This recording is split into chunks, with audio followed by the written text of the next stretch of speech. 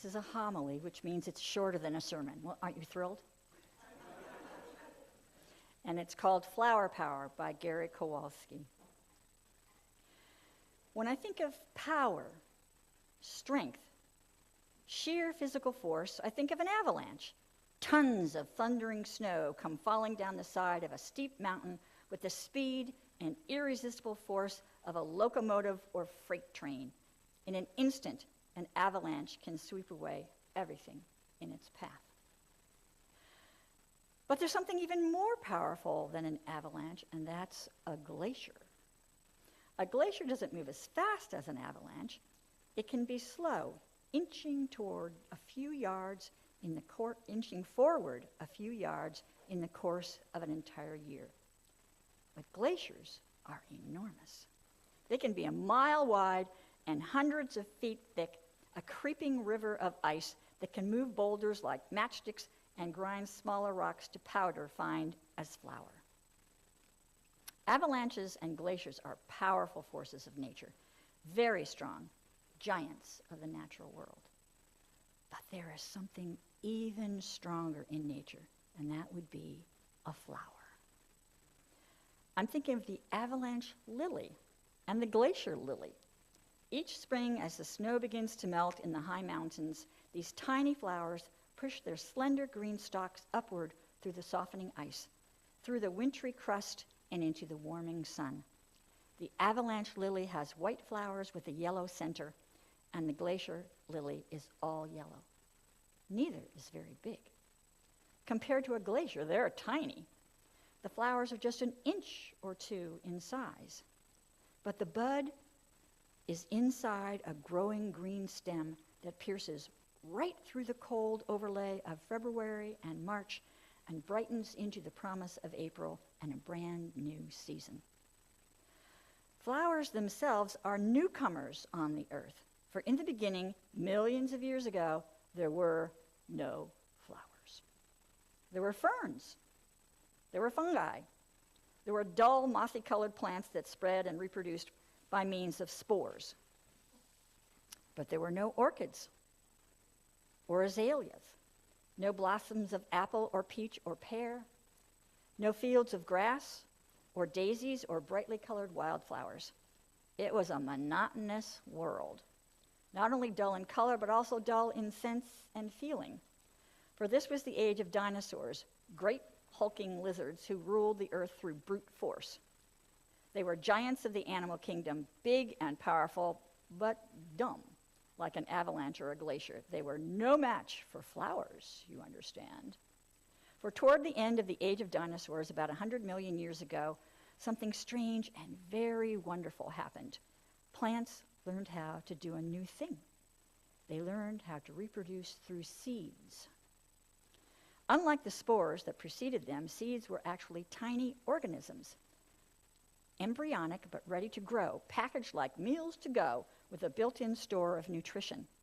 And that gave the world an entirely new source of edible and abundant energy that could be converted into heat, that boosted the temperature of the four-legged and flying creatures up a notch, from cold-blooded to warm. Birds and mammals appeared. The limbic system that governs the emotions was laid over the old reptilian brain, and the inner landscape changed. Mothers began to feel a deepened bond with their children, and children clung with affection to the parents.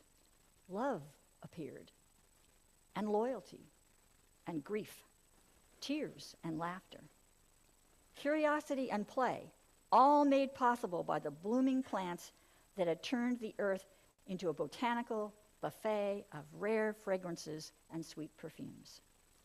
So with the invention of seeds came all of the birds that feed on seeds, the cardinals, and the grosbeaks, and finches, and the grass-made grasslands, and all the creatures that thrive on the grassland, horses and zebras and prairie dogs and antelope and deer.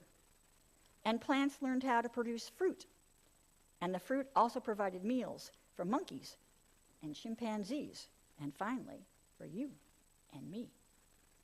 And it all started with the rise of the angiosperms, which is the name scientists give to flowers or plants that produce seeds and flowers and fruits. the earth took on a whole new look. The ferns were crowded out by all the amazing diversity of life we see today, and the slow-moving dinosaurs gave way, replaced by creatures who are not only quick, but also quick-witted, warm-blooded and warm-hearted, sensitive and tender, as bright and agile mentally as the flowers were brilliant in all their purples and yellows and blues and crimsons. No wonder flowers are the symbol of springtime and hope, and no wonder lilies are symbols of Easter. For there have always been empires that established their rule through sheer raw power. Kingdoms of the world based on military domination of their neighbors. The Roman Empire was like that. Its legions like glaciers that slowly crushed everyone who stood in their way. Their rulers were tyrant kings like Tyrannosaurus. But they were no match for the power of one small man. No match for the purity and simplicity of his vision. Jesus spoke of the lilies of the field because he himself was like a flower. Almost effortlessly, the beauty of his words and deeds captured the hearts of people who listened and became his disciples. He said his kingdom was like a seed that could spread and grow, and that if we nurtured that seed of compassion inside ourselves, it could become the greatest force on earth.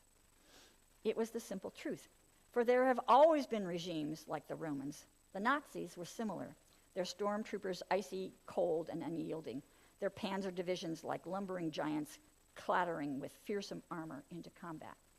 They were ruled over by a despot, predatory and bloodthirsty as any Caesar or thunder lizard. But again, they were no match for flowers or the man who shared them.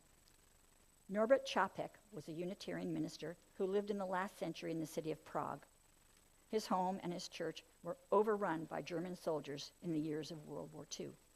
He gave his life. He gave his life defying their cruel occupation. But before he died, he influenced thousands of people with the beauty of his words and ideals, including the flower ceremony that he originated, symbolizing the light and color and fragrance of many creeds, many cultures, and many races joining together in a bright, living bouquet.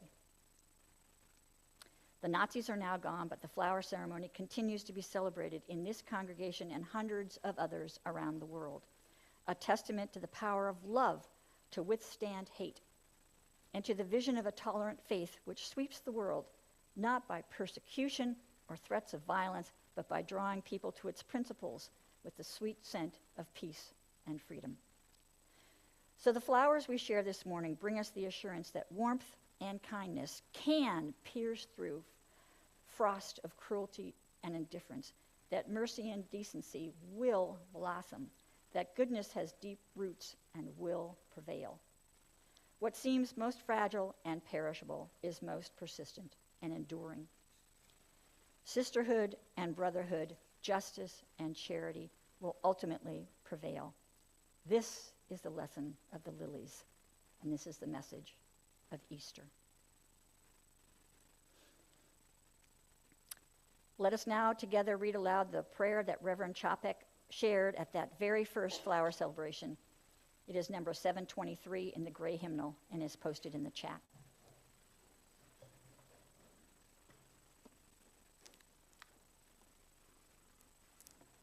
And this is tiny print. I need my glasses.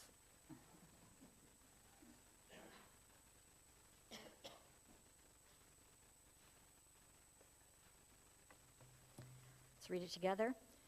In the name of Providence, which implants in the seed the future of the flower, and in our hearts the longing for people to live in harmony. In the name of the highest, in whom we move, and who makes the mother and father, the brother and sister, lover and loner, what they are. In the name of sages and great religious leaders who sacrificed their lives to hasten the coming of the age of mutual respect. Let us renew our resolution sincerely to be real brothers and sisters, regardless of any kind of bar which estranges us from each other.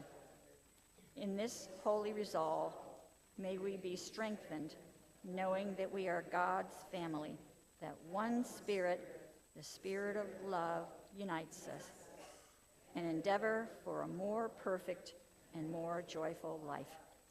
Amen.